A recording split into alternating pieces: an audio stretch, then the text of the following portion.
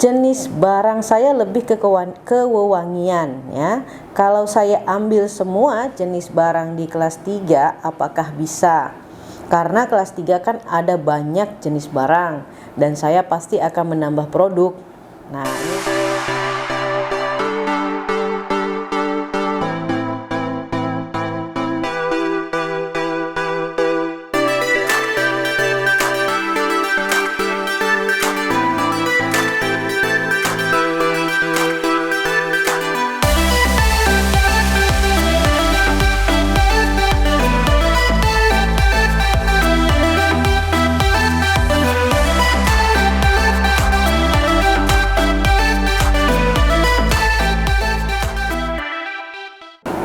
Assalamualaikum warahmatullahi wabarakatuh. Bertemu lagi dengan kami Rensmart, kantor konsultan Haki terdaftar resmi di DJKI. Kami memiliki kantor pusat di kota Jakarta Selatan dan memiliki kantor cabang di kota Padang. Baik, kali ini kita akan membahas pertanyaan yang masuk ke Rensmart seputaran merek ya. Pertanyaan seperti ini. Untuk jenis barang saya lebih ke kewewangian ya. Kalau saya ambil semua jenis barang di kelas 3, apakah bisa? Karena kelas 3 kan ada banyak jenis barang dan saya pasti akan menambah produk. Nah, ini yang pertanyaan masuk ke YouTube Rensmart Co ID ya, ke channelnya Rensmart Co ID. Nah, terhadap pertanyaan ini ya, bisa saja memasukkan semua jenis barang yang terdapat di dalam kelas 3. Nah, untuk jenis barang di kelas 3 itu ada banyak ya, lebih dari ribuan ya jenis barang. Nah, namun pertanyaannya ya, yang harus dipastikan apakah semua jenis barang yang ada di kelas 3 itu akan diproduksi atau diperdagangkan.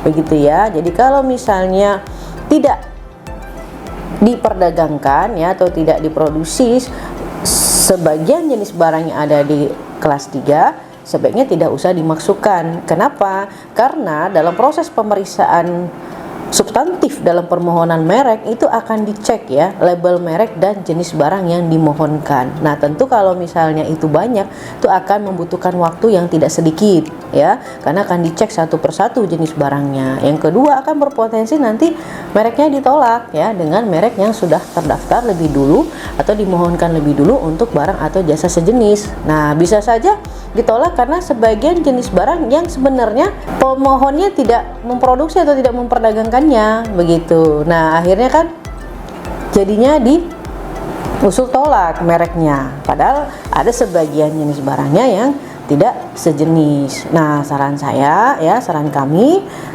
pastikan ya jenis barang yang dipilih adalah jenis barang yang memang kita akan memperdagangkan. Begitu ya, karena di kelas 3 itu ada lebih dari ribuan ya, lebih dari 1000 itu jenis barangnya di kelas 3 begitu. Nah, kalau wewangian itu memang benar ada di kelas 3, parfum juga di kelas 3 ya.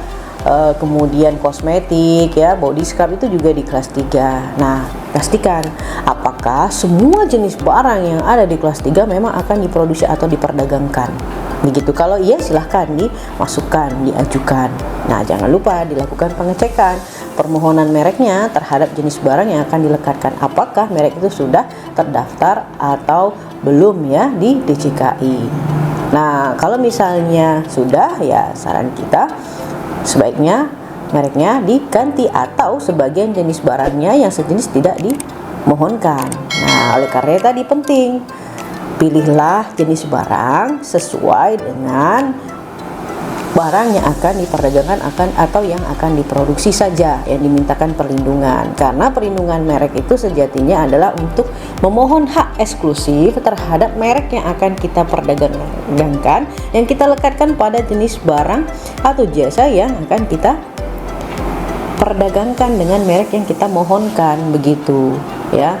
Jadi karena kita akan memperdagangkan barang tersebut dengan merek yang mau kita lekatkan pada barang tersebutlah kita lakukan permohonan hak eksklusifnya, begitu. Jadi kalau misalnya barangnya tidak kita produksi, tidak pula kita perdagangkan, sebaiknya tidak usah dimasukkan, sebaiknya tidak usah dimohonkan, begitu ya. Karena apa? Nanti pada saat pemeriksaan substantif itu bisa jadi nanti boleh jadi menjadi dasar usulan penolakan karena mirip dengan merek yang sudah terdaftar, atau ya itu akan memperlambat juga proses pemeriksaan substantif ya.